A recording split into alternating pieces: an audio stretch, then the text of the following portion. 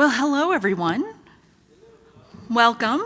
This is really fun. It's very bright. I can't see your faces, but I do want you to know that I see the blobs that I assume are you, and I'm very excited that you are here and that you are willing to go on this brave, really weird journey with me for the next hour. All right? So before we get any further, though, I do just want to do, the responsible thing, a little bit of content warning. We are talking about the Clobber passages in this session, so there will be mention of, violent things. There will be mention of homophobia and transphobia and mention of suicide. So I just want to give you that heads up. I know it was in the program, but sometimes, we don't read all the program notes. So I just wanted to make sure that you could take a moment at the beginning to maybe take a breath, do what you need to do to feel comfortable and grounded in this space today, and then we'll really get into the meat of it.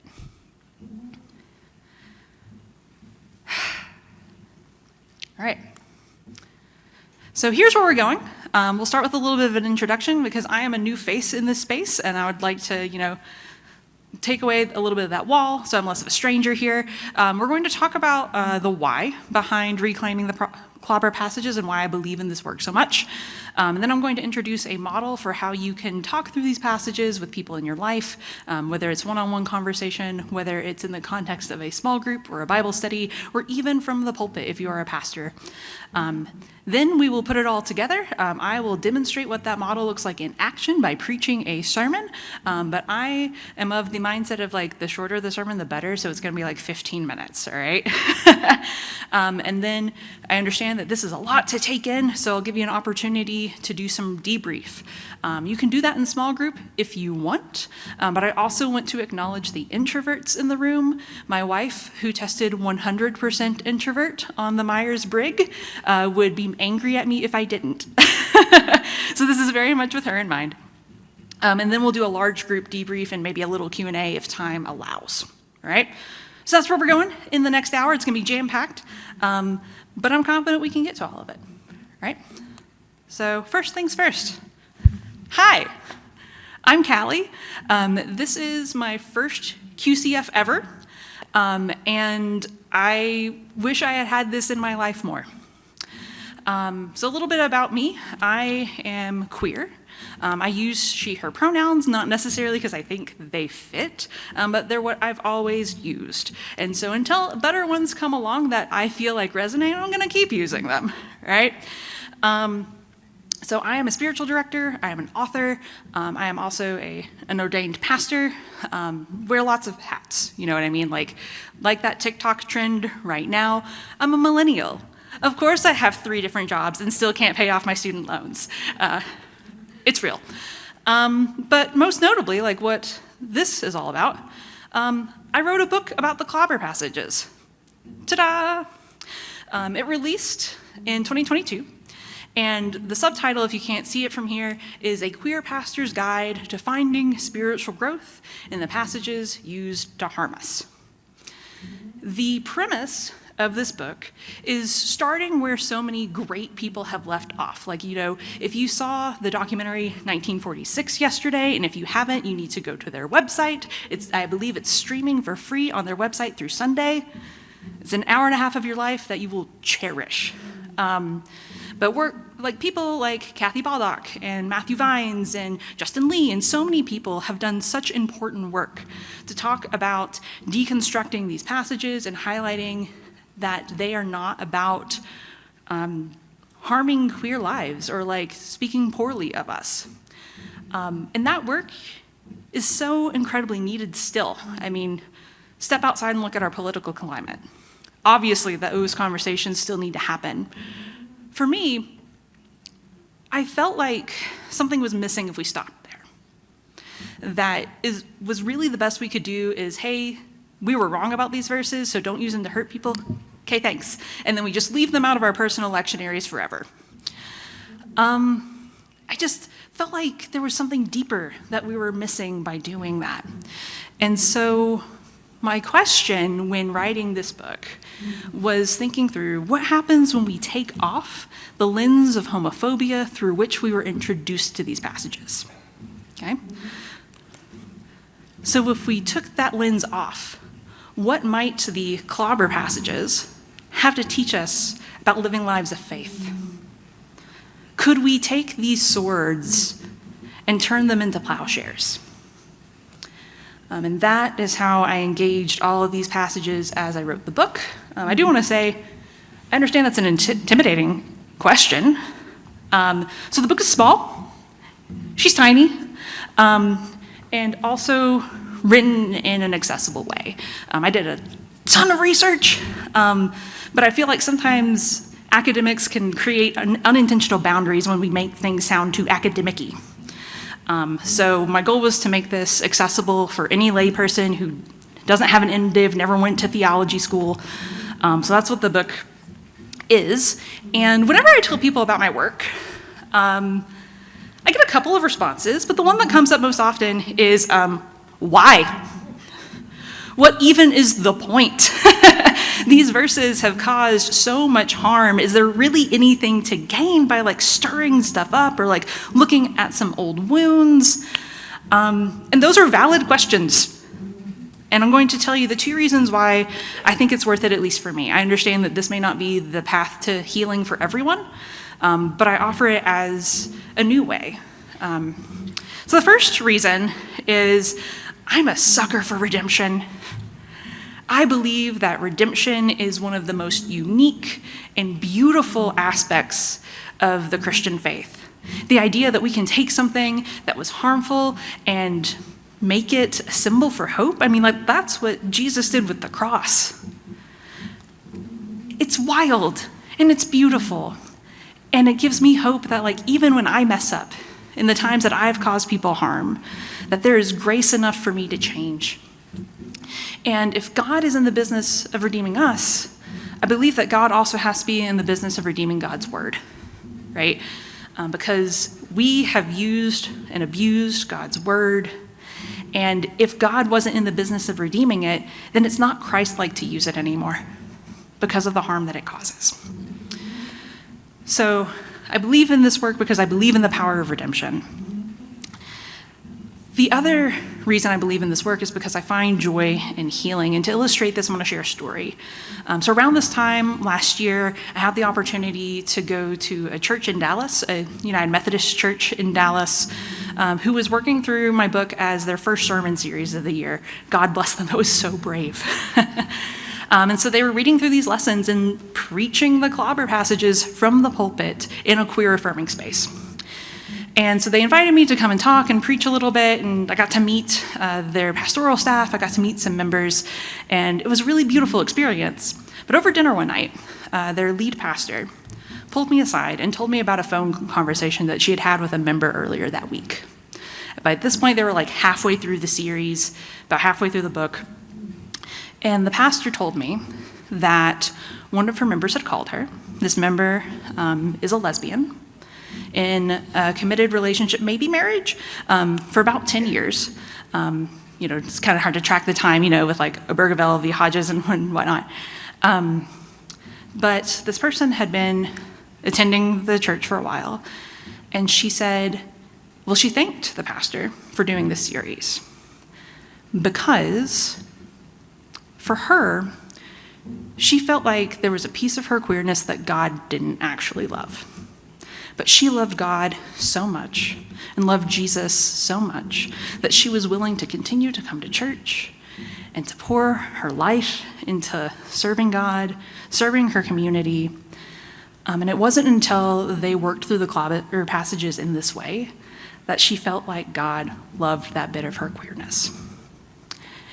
And this was a woman who had been out, married for 10 years, with a kid, attending this church for 6 years, a church, by the way, where the entire pastoral staff is queer, openly. And even in that environment, she still felt this doubt. And if someone can experience that doubt in a place that safe, what does that mean for the rest of us? So I believe that by engaging in these verses in this new way, it offers the opportunity for us to unlock a level of healing that we didn't think was possible as queer people in the church. Okay? And again, I understand that for some people this may not be the path to healing. For some of you, these verses may have just dug so deep that it is incredibly triggering and anxiety-inducing to engage them. And I want to say, if this is not the path for you, that is okay. I'm not mandating that this is what people need to do in order to experience that healing, but I would encourage you to learn how to listen to your inner wisdom again, to learn how to connect with that again, so you can hear what it is you need to do to find that healing, okay? So that's my why. That's why I'm doing this, and that's what we're doing today. So you may be thinking, well, how? How do we go about this? And again, it's a great question. So I have a model I would like to introduce to you, and I'll start by saying, outside of what I do ministerially, I work as a tutor with high school students and preparing them for their college entrance exams. So I'm a sucker for a good acronym, a good mnemonic, like whatever memorization tool, and this one is terrible. I was not happy with it when I came up with it because it's ableist, and it's not fantastic, and thank God when I did this workshop at the Wild Goose Festival last summer, a woman in the audience piped up and said, maybe it's less like having strong abs and more like having a working anti-lock braking system. Which I adore. Like, I am so angry at myself for not getting her name because I am indebted to her forever, because I love what this symbolizes. Right? The anti-lock braking system in your car gives you the power to explore new places with a measure of safety. Not guaranteed 100%, mind you, and not guaranteed comfort, right? Because I don't know if you've been in that situation where somebody's driving and they slam on the brakes and jerk forward and your seatbelt catches. That hurts. Right? But it's better than the alternative of what would have happened without the brakes working, right? So what this model aims to do is to act like your anti-lock braking system. It's going to give you some guardrails as you explore these Clobber passages in a new way. It's not going to necessarily guarantee that you won't feel triggered, but it is going to let you know, like, maybe when I need to stop, maybe when I need to pump that brake for a second and check in with myself, okay? So let's get into it. First thing, our A for our anti-lock braking system here is we have to address the anxiety, okay? So as a pastor and a preacher, like, I like to listen to preachers like the preaching we had this morning from Britt. My God, it's one of the best sermons I've heard in a long time. We are blessed here today with just the sheer talent. I feel like sometimes, though, with preachers who are particularly a little bit more charismatic, who like to show off their speaking prowess, they will forsake addressing anxiety or like throwing in content warnings or whatnot for the sake of making sure the sermon sounds good. And if that's how you approach preaching, by taking out that pastoral sensitivity from the pulpit, you should probably step out of the pulpit. Like, I feel very strongly about that. I could talk about that soapbox all day. Because the reality is these verses have caused a lot of harm, and we know that. We know it. So we might as well just address the elephant in the room and say, we know that this is going to be uncomfortable. And then find some ways to really engage that discomfort in a healthy way. Okay? So I have a script up on the screen. You're welcome to take a look at that. I do want to highlight the things that are bracketed and in bold. When we're addressing the anxiety, I think it's important to highlight specifically which verse we're talking about and which community it has harmed. That gives us the opportunity to learn a little bit more about ourselves and to maybe do a little bit of educating. I know that our sole existence as queer people is not to educate straight people on how to live in the world, right? They can do their own homework. But I do think it's important in providing clarity. You know, when I wrote the book, I included the creation story in Psalm 139 as Clobber passages, and I had so many people ask me why. And I was like, well, have you talked to any of your trans siblings lately? Those are some of the verses that are most severely weaponized against them. So by taking a moment to identify, this is the verse we're talking about, this is who specifically it has harmed, it can really open up deeper levels of empathy and connection in the room. But we don't want to stop there. It's also important to highlight, again, that we can really desire to create safe spaces, but whoever is facilitating that moment cannot guarantee the emotional safety of the people in the room. They can be sensitive, but they don't know all your triggers.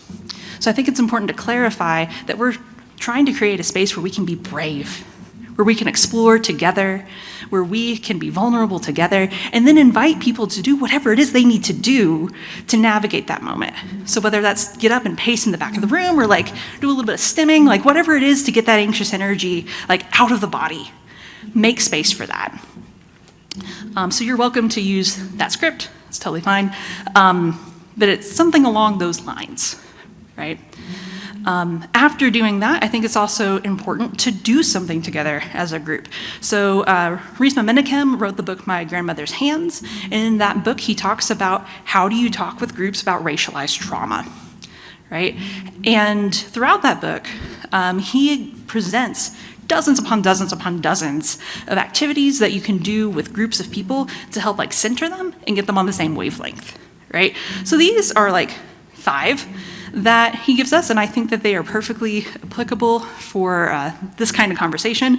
I also love that in this one, he felt the need to clarify that each person should rub their own belly. Consent matters. But something like this, whatever feels natural for whatever group you're in or the church that you're a part of, just taking a moment like in the sermon or in the Bible study, whatever it looks like, to just do that together. Okay, so that's the A. Now we're going to head on to the B in our anti-lock braking system here. We've got to teach the background, all right? So what do I mean by that?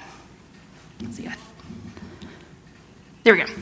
So a colleague at the church I was at most recently, sidebar, I'm between churches right now, so I'm a pastor, but like, it's complicated, weird, whatever. But a colleague at my last church loved to say that when you take a text out of its context, all you're left with is a con. And I believe that we have been conned by terrible interpretations of these verses. Again, going to plug 1946, go watch it. Learn how to address how we've been conned. And I believe the best way to address a biblical con is to talk about context. I heard somebody say a moment ago, history. Yes, that's a huge part of learning context, but there are a lot of other resources that we can use well, like literary analysis. We can look at the world in which the text was written. We can also learn about the world in which the Bible was put together, why certain manuscripts were included and others weren't, right? There's a lot we can do. Okay, so I want to encourage you to research. You're going to have to do your homework before facilitating any of these sessions. Sorry. Maybe not sorry because I'm a teacher and I also assign homework. Whatever. So the thing is, there are lots of things that you can include. You can include visuals like maps. You can bring in things from commentaries or other resources. But the thing is, there's a lot out there, folks, and we don't want your sessions to feel like this. Where it's overwhelming and there's a lot going on and it's not easy to tell like what all connects to what. So you're going to have to be selective and do a little bit of editing, all right? So I encourage people to break it down into smaller chunks and be streamlined about it. And then for the people in your group who may be a little bit more of the nerdy persuasion like me, maybe have a resource list that you can point them to. So like in my book, it's tiny. We did not have time to address queer apologetics. We did not have time to address like arsenic coitai and all that good stuff, but I included a resource list for all that at the end, right? Okay. So here's what I mean by like bite-sized and streamlined though, okay? This is not the text that I'll be preaching on here in a minute, but Sodom and Gomorrah. For this one, instead of digging into historical context, I am going to do a little bit of literary analysis here, okay, looking at how stories are put together. So the thing with Sodom and Gomorrah is it is actually one half of a coin. And the front half of that coin is Genesis 18, verses 1 through 8. Okay? So what I mean by that is they mirror each other. Okay? So in our first mirroring here, we have our male protagonist. So in Genesis 18, we have Abraham, beloved of God, all of that good stuff. And then in Genesis 19, we have Lot. Okay? Story starts in, imagine it like a movie. The scene opens and there they are. Next, same event. Each one sees a visitor, and each of them goes to see those travelers and invite them into their home, all right? So, two different people, same story so far. But then here's where we start to see the differences. So in Abraham's story, the visitors are treated lavishly. You know, he runs ahead while the travelers are like making their way to Abraham's tent, but he runs ahead. He kills one of the calves in their flock, creates a meal, asks his wife Sarah to bake some fresh bread, and like they just have a time of it. They just pour out hospitality on these travelers. In Lot's story, he begs them to come stay with him because he knows that the visitors will not be safe in this host city. He knows that the host city will be terrible to them and try to cause them harm. And if you know the story, they do. They come to his door and bang on it and demand that he sends the travelers out so that they might essentially gang rape the visitors. And then we see God's judgment. In Genesis 18, chapters 1 through 8, you have to go a little bit beyond verse 8, actually, to see what happens here. But after Abraham just pours out hospitality on these travelers, God rewards Abraham by saying, your descendants will outnumber the stars in the sky. Okay? Which is incredibly important in Hebrew culture, because at this point, like, they didn't believe in the afterlife. They believed that when you were dead, you were done. And the way that you guaranteed an afterlife for yourself was in the lineage that you left behind. Who were your descendants? Who was alive to tell your story? See, also, we're still saying Abraham's name, right? Whereas for Sodom and Gomorrah, sure, we know that the city was destroyed, but what are the implications of that? All of the people who wanted to cause the travelers harm were wiped out. The capacity for them to have descendants gone. They essentially have no afterlife. See also, we know none of their names. So when we do this and we realize that these two stories are just two sides of the same coin here, we see the value of how much God loves radical hospitality and despises radical hostility. Okay? I also want you to notice I did not have to do a bit of apologetics in defending my right to exist as a queer person to teach this lesson. It's a sidebar. So that's what I mean, like bite-sized snippets. That's quick, it's streamlined, it's easy to talk through, and then if you've got someone who wants to dig deeper, you can direct them to some resources. All right, so now the S, and this is where I think the magic happens, right? Because the stuff up to this, I feel like is pretty like bread and butter type stuff. It's standard for what we need to do when we're engaging these passages. But this is where the healing comes in. We introduce the subversion. Okay? So I'm going to go back to our Sodom and Gomorrah example for this. The subversion comes in, where do we see this lesson in the lives of queer people today? So we've got how much God values radical hospitality versus how much God despises radical hostility. And I've got some stuff up on the screen here, but I'm going to ad-lib for a moment. When I think of radical hospitality, I think of QCF. This is my first time here, and I don't feel like a stranger. And I have never felt this welcome coming into a new space in my life. QCF knows how to do radical hospitality. You here, part of QCF, know how to do radical hospitality. And take a second and sit with that. How does that make you feel? To feel that lesson of, I am good at radical hospitality. Is that something that you ever expected to feel from the Sodom and Gomorrah story? Maybe yes, maybe no. And so when you're doing this with your people, I invite you to be specific. If you're doing this at, a Bible study or a book study, Flamey Grant last night said that queers love a good share circle. Maybe go around the room and say how you see radical hospitality in each one there. right?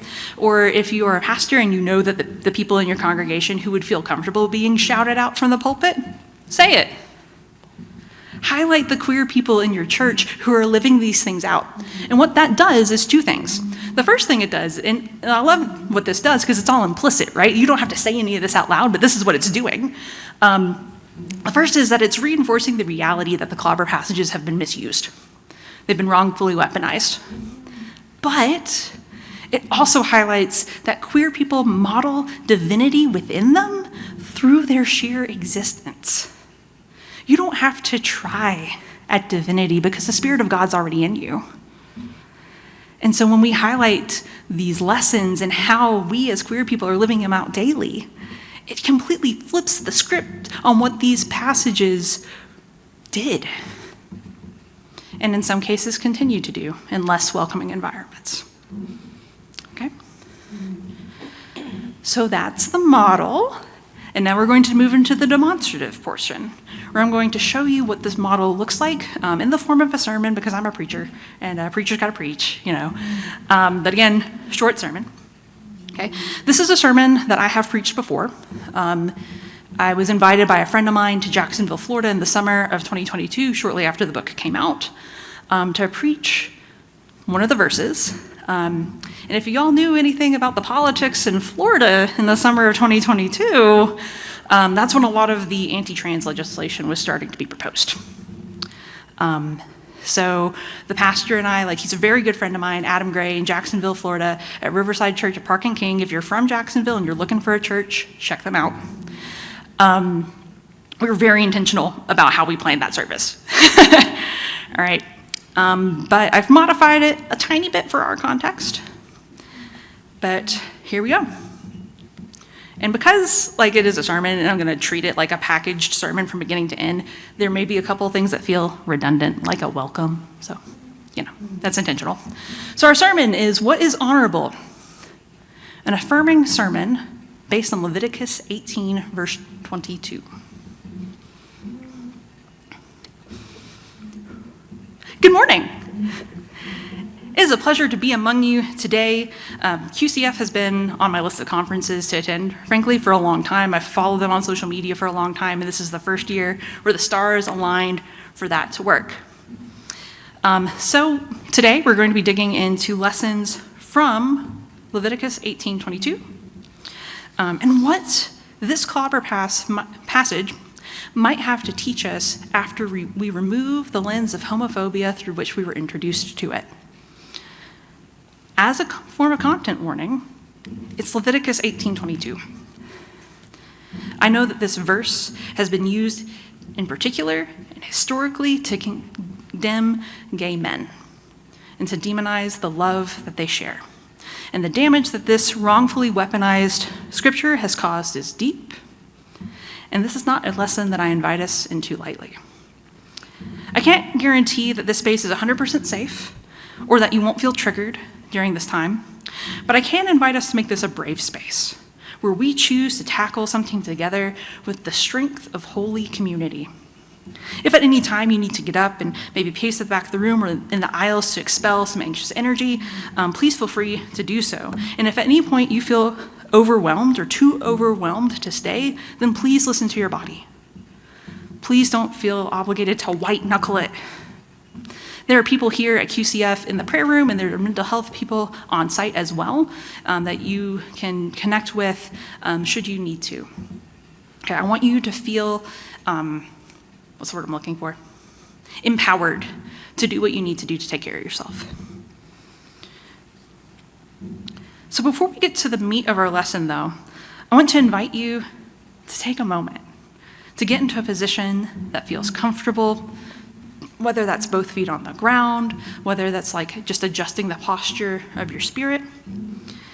And I want to invite you to release the tension in your forehead. Release the tension in your jaw. Let's let those shoulders down, get them away from your ears, and release that tension in your belly. And we're going to take a moment to do something together. We're going to sing a little song, If you know it, I invite you to sing along and add harmonies if you want. If this song is not familiar to you, then I want to encourage you to breathe deeply and absorb the words. I love you, Lord, and I lift my voice to worship you, oh my soul, rejoice. Take joy, my King, in what you hear. May it be a sweet, sweet sound in your ear. And with that, let's dive in. First, we need to establish the importance of the book of Leviticus, because I think people want to ignore Leviticus because there are just a lot of rules. It's a dry read, y'all. But there's a lot of importance to it.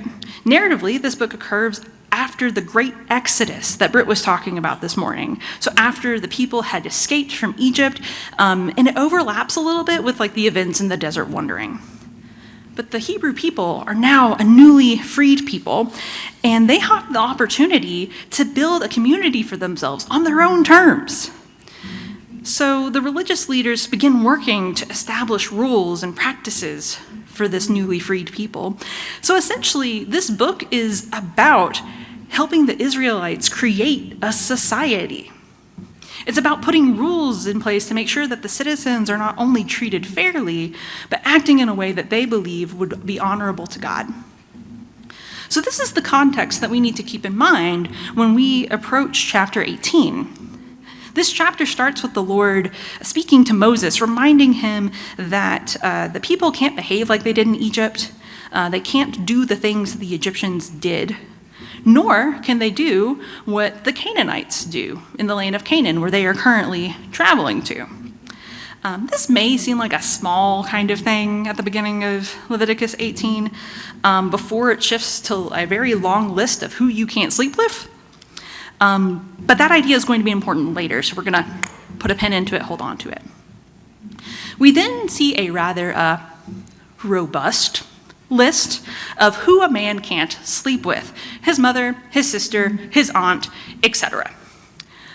But what's interesting to me in this list is the rationale that's provided for why a man just can't sleep with any of those women. Because the rationale wasn't to protect the sacredness of her life, unfortunately. You know, this young society is a very patriarchal society in which women didn't have rights or agency. They were effectively bought by their husband from their father, so that that man could continue his lineage, right? I'm not saying that that's right. I'm not saying that that's moral. That's just the world that this text lives in. So no, the sin in these actions isn't in violating these women, even though that should be enough. The rationale that these verses provide is focused on the men. So here are some quick tidbits I pulled out. Verse 7 says not to sleep with your mother because it would dishonor your father. Verse 10 says not to sleep with your son's daughter because that would dishonor you, the man, reading this text, because of course it was directed to the men. Verse 14 says to not sleep with your uncle's wife because that would dishonor your uncle. And verse 16 says not to sleep with your brother's wife because that dishonors your brother. So do you see what's happening here? In this young patriarchal society where the leaders are trying to bring law and order, they are listing all of the situations in which it would be considered a sin to sleep with another man's wife because that was essentially his property. It's not about protecting those who are marginalized, though thankfully we see the commands of God evolve later to protect women, widows, and orphans and foreigners. We're just not quite there yet in Leviticus. But at this moment in history in the Hebrew people, these laws are about honoring the men by ensuring that their property is left alone. And then we get to verse 22. In the New Revised Standard Version, it says, "Do not lie with a man as one lies with a woman. That is detestable." More common translations say, "an abomination." And this is when I would like to remind you to unclench your jaw. If your shoulders have crept up, let's get those back down away from your ears. I promise we're traversing somewhere more life-giving. We just got to get through the wonky context first. I feel as though we need to ask a question here. What exactly is detestable? If we remember the pattern that the verses leading up to this one established, then we know the issue isn't the sex. If it was, we would see like all kinds of mentions of cleanliness laws and whatnot, which we don't see in the earlier verses in this chapter. The pattern is about who you dishonor or how you dishonor the man that's connected to that woman. Why should we suddenly change that interpretive pattern when we get to this verse, particularly when it's right smack dab in the middle of the same list? In my estimation, we shouldn't. It would be poor Bible scholarship to all of a sudden change the pattern and then hop back to it.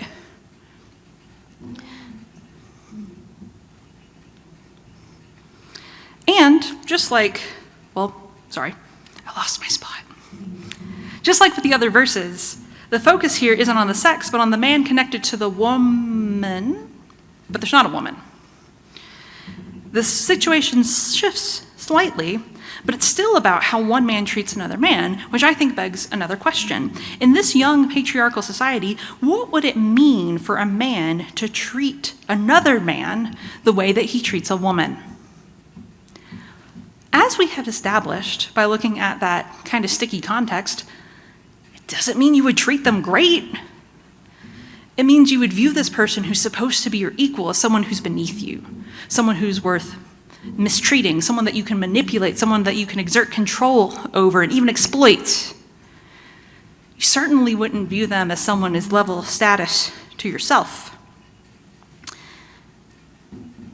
You remember when I said earlier we'd come back to the beginning of this chapter eventually? With those last phrases in mind, we're going to go there now. Again, from the New Revised Standard Version, Leviticus chapter 18, verses 1 through 5 says this. "The Lord said to Moses, 'Speak to the Israelites and say to them, I am the Lord your God. You must not do as they do in Egypt, where you used to live, and you must not do as they do in the land of Canaan, where I am bringing you. Do not follow their practices. You must obey my laws and be careful to follow my decrees. I am the Lord your God. Keep my decrees and laws, for the person who obeys them will live by them. I am the Lord.'" God says, basically, don't set up a system like they had in Egypt. Don't treat each other the way that the Egyptians treated you. So I ask ourselves, what was the relationship between the Egyptians and the Hebrew people when they were in Egypt?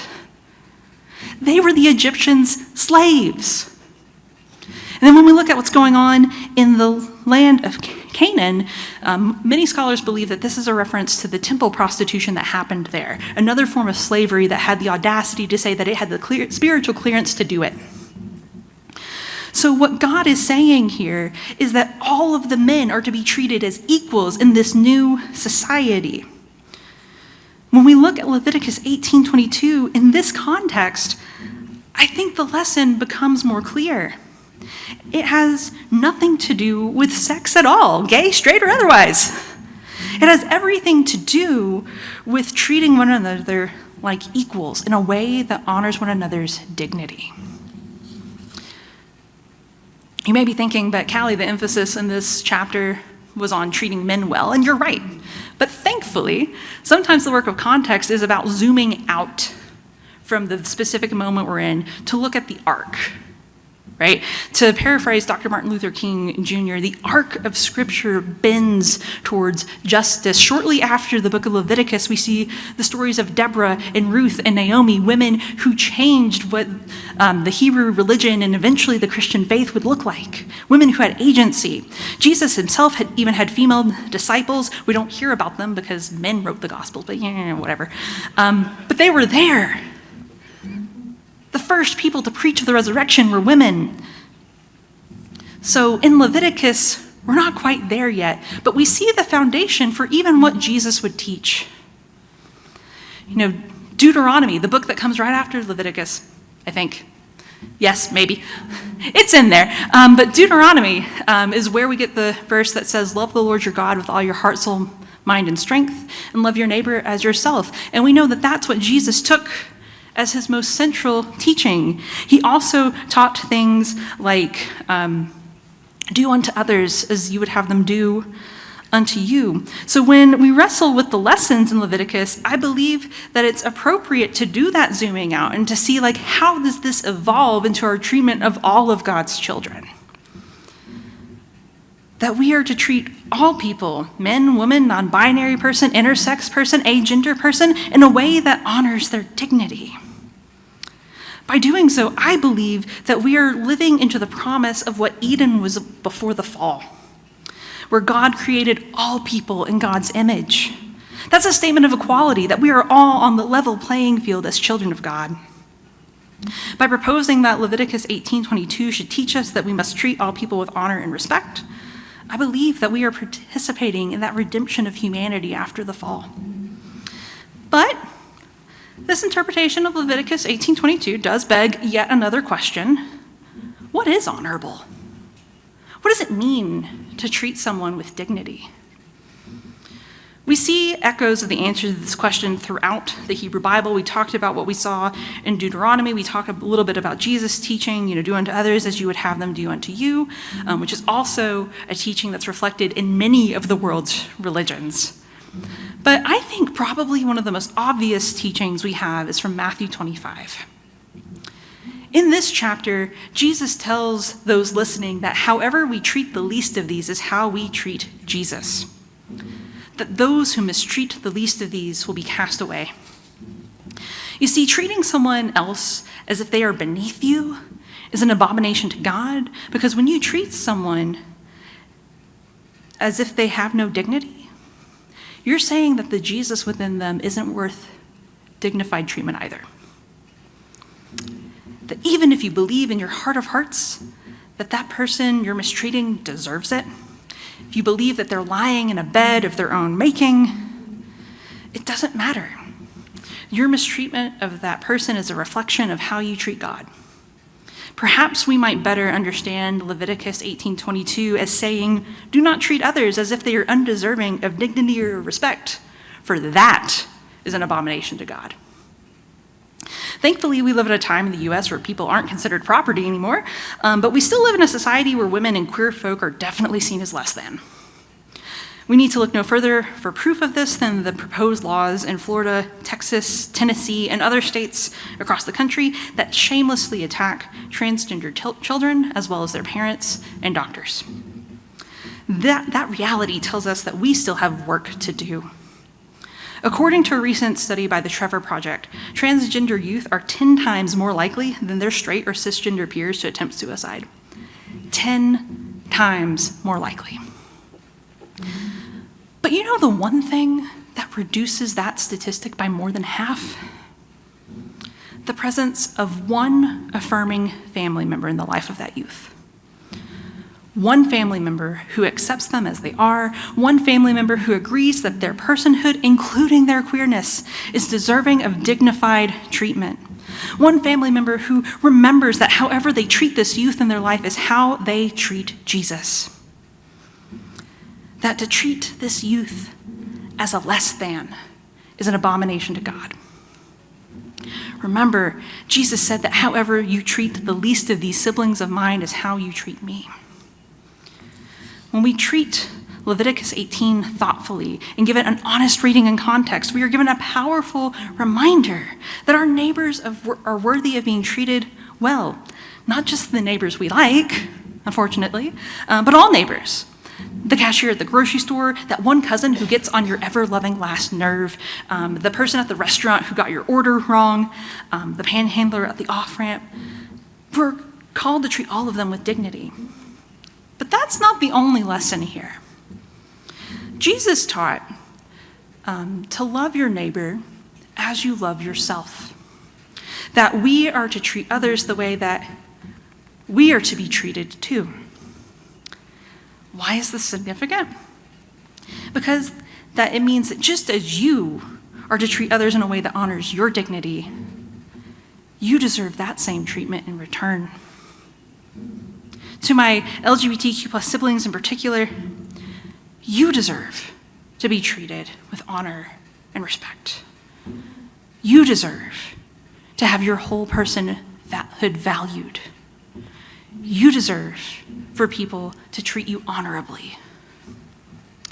Treating you in a way that violates your dignity is an abomination to God, and you deserve better. The beginning of Leviticus 18 reminds the Hebrew people that they are no longer slaves in Egypt, and they can't do what the Egyptians did. This means that they cannot treat others as less than, slaves, or property. It means that the Hebrew people cannot treat other people in undignified ways, for they are no longer bound by the chains of their oppressors. In the same light, we are no longer bound by the chains of homophobia and transphobia. We are called to a higher way. We can no longer use Scripture to justify our hatred or mistreatment of others. We are called to a more radical way, a more loving way, for however we treat one another is how we treat Jesus. So let us treat one another with the same honor we'd show Jesus to his face. Amen. So I want to invite you to take a moment.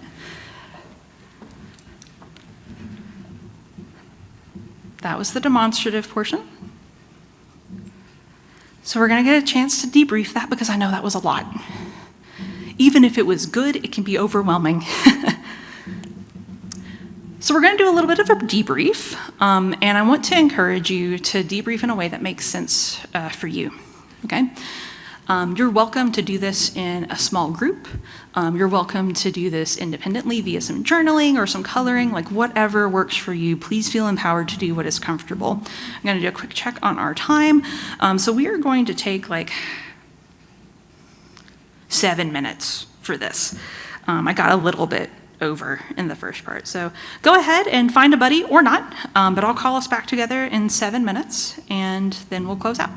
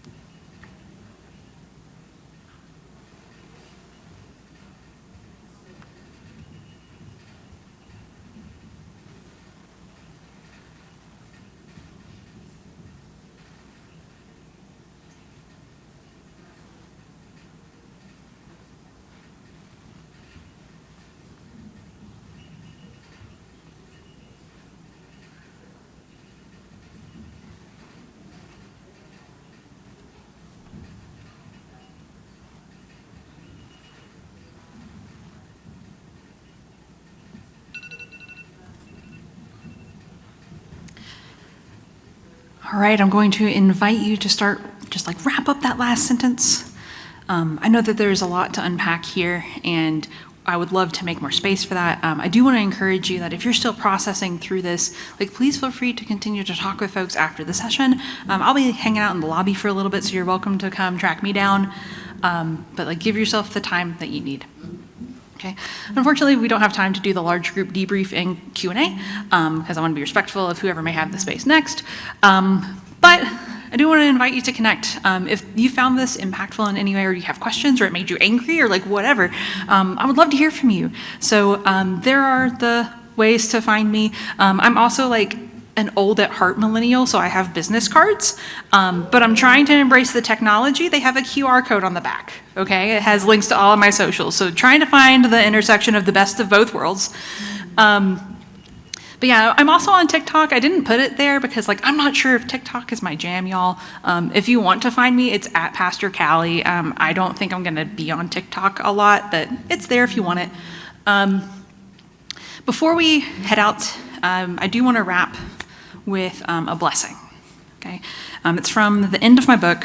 It's like literally the last paragraph, but don't worry, no spoilers. And I just want to give it to you all as a gift.